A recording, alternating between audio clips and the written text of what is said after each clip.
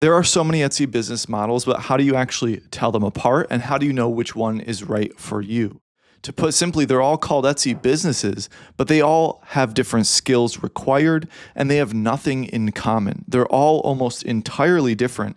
And the one people assume is the easiest is the one that has the biggest catch that nobody is talking about. So here are 7 Etsy business models, including the 2 that are technically banned, but people do anyway. Check the description for helpful links, including a free Etsy Ads cheat sheet, a free 10-minute call, as well as my app that helps you with SEO and Etsy ads. First one is digital downloads. You make something once, you sell it 10,000 times. You're asleep and you're on vacation, you're at the grocery store, and the sale still happens. How it works is you create a digital file, a planner, a wall art print, a Canva template, an SVG cut file, upload it to Etsy, and when somebody buys it, Etsy delivers the file automatically. You are not involved in the transaction whatsoever. The upside of this is that the closest thing Etsy has to truly passive income: no inventory, no shipping, no supply chain. Your margins are enormous because after the upfront time investment, your cost per sale is essentially zero.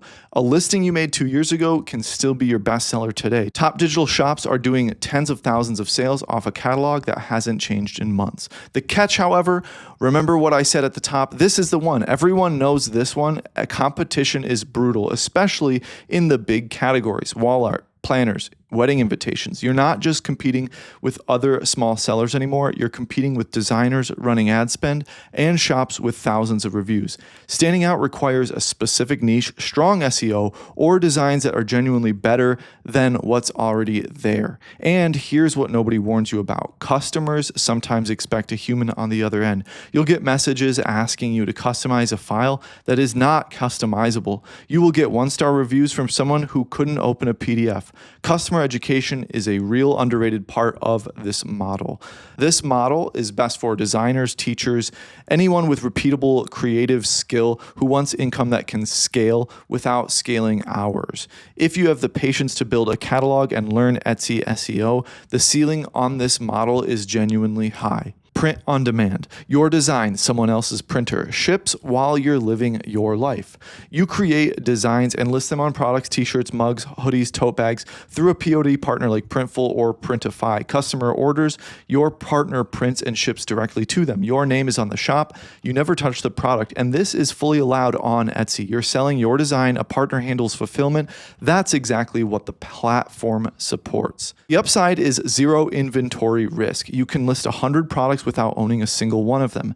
Test designs quickly, kill what doesn't sell, double down on what does. Because the barrier of entry is low, it's also one of the fastest models to actually launch. The catch, though, is thin margins, and I mean really, really thin margins. After your POD partners cut and Etsy's fees, you might net $3 or $4 on a $25 t-shirt. Volume is everything, which means you need a serious number of listings or consistent ad spend to make the math work. You also have less control than you think. If your POD partner has a quality issue or a shipping delay, your shop takes the review hit. And because anyone can do this, the category is saturated with generic designs. A shirt that says Dog Mom in a basic font is not a business. A tight niche with a real point of view is. This business model is also great for graphic designers and people that have creativity. Etsy dropshipping. List products you don't own, collect the margin when they sell. Sounds clean. Etsy explicitly bans it, however. Traditional dropshipping, sourcing mass-produced goods from overseas suppliers and reselling them as your own,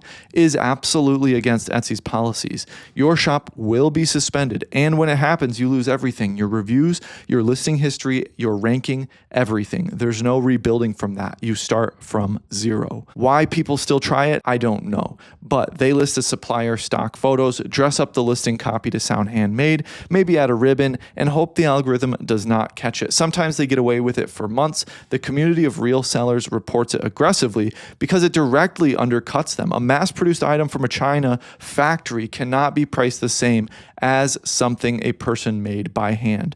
And when buyers keep seeing it, they stop trusting Etsy entirely. That's a platform-wide problem that hurts every legitimate seller on it. What to do instead? If the appeal is I don't want to handle the product, that's print on demand. You bring the design, someone else prints it. That's absolutely acceptable. Etsy business model number 4, handmade. You make something with your hands that someone somewhere cannot stop thinking about until they buy it. This is the original Etsy. You make a physical product, jewelry, ceramics, candles, clothing, home decor, whatever, you name it, and you sell it. You handle production, inventory, packaging, shipping, and customer service. You are the entire operation, at least at first. The upside is the margins. When you price it correctly, you can be genuinely strong with your profit. Handmade sellers who know their numbers are often netting 60 to 70% on materials cost, depending on the product, of course. Most importantly, handmade products have a story, and stories sell on Etsy in a way that generic products simply cannot compete with. A candle is a candle made in small batches by someone who sources local botanicals and writes a handwritten note with every single order. Now that is a reason to exist. The catch though is it doesn't scale the way digital or POD does. Your output is capped by your hours, and your hours are finite.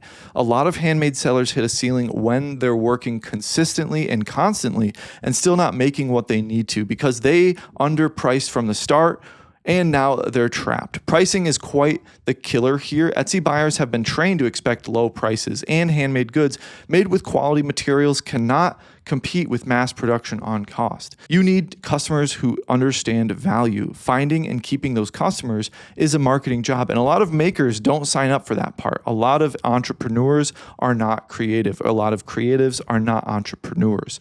Best for makers who want to build a real brand around something that genuinely they love making. This model rewards people who can tell a story, price with confidence, and treat it like a business from day one. It is the most hands-on model on the list, and it is not passive in any way, shape, or form. However, it is the most rewarding, and this is what Etsy was built on. Etsy business model number 5, vintage. Someone's attic is someone else's grail. You're just the person who knew the difference. Etsy defines vintage as anything 20 years or older.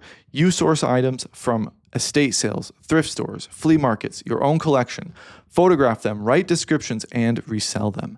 The items need to be genuinely vintage. Etsy takes this extremely seriously, which is why reselling new goods as vintage is a fast way to get banned. The upside is there's no production. You're just curating, you're not manufacturing. And the margins on a well-sourced piece can be extraordinary.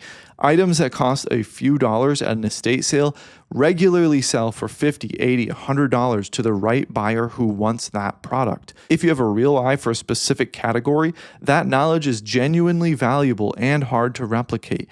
There's also a thrill to this model that other sellers don't get. If you love the hunt, this can feel like less work and more like getting paid for something you'd be doing anyway. The catch, however, is sourcing is the entire job. It's hard to systematize. Your inventory is unpredictable because it depends on what you can find. The more popular vintage gets as a category, the more competitive and expensive sourcing becomes. You're not only the only one at that estate sale anymore. And because every item is unique, you can't duplicate listings. Each piece needs its own photos, its own description, its own SEO. At scale, that's a very serious time investment. This is best for people with genuine expertise in a specific area or category. Mid-century modern furniture, 90s streetwear, vintage Pyrex, antique jewelry, and the sourcing instincts to find good pieces at the right price. Niche knowledge is your best friend for this Etsy business model. Etsy business model number 6, supplies. You don't sell the art, you sell what artists need to make it. Etsy allows the sale of craft and party supplies, fabric, beads, ribbon, molds, packaging tools, raw materials. You source or create these, list them, and sell primarily to other makers. The upside is your customers are other sellers, which means that they understand quality, they buy in volume, and they come back repeatedly. Repeat purchase rates in supplies are higher than almost any other category on Etsy because if somebody finds a ribbon supplier that they trust, they're ordering from that shop for years. One good wholesale relationship can anchor an entire business. The catch, however, is you're often competing with large distributors who will always undercut you on price. The only way to win in broad craft supplies is on niche and uniqueness. Sometimes the big players can't or won't carry. Sellers who try to compete on generic materials will get crushed on price. Sellers who find the specific thing that a specific community of makers can't easily source elsewhere, that is who really wins. Think less beads and more hand-dyed silk ribbon in limited colorways that wedding florists can't find at wholesale. This is best for people with access to unique or hard-to-source materials or makers who've noticed a gap in what their own community can actually buy. The more specific your niche, the more loyal your customer base will be. Etsy business model number 7, reselling.